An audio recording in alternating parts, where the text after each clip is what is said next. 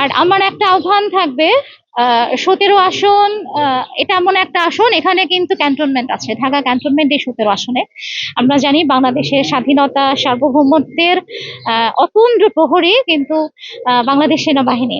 আমি বাংলাদেশ সেনাবাহিনীকে আহ্বান করব, আপনাদের আসন, আপনাদের ক্যান্টনমেন্টের যেই আসনে, সেই আসনে কোনোভাবেই যেন মানে নির্বাচনের পরিবেশটা বিঘ্নিত না হয়, নষ্ট না হয়।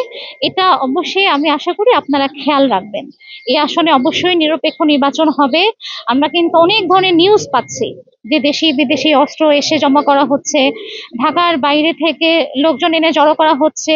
ইভেন আমাকে, আমার ফ্যামিলিকে, আপনাদের প্রার্থীকে কিন্তু সিকিউরিটি অ্যালার্ট দেওয়া হয়েছে। এটাতে আমরা আশঙ্কা করছি লেভেল প্লেইং ফিল্ড কতটা থাকবে এ ব্যাপারে আমরা শঙ্কিত।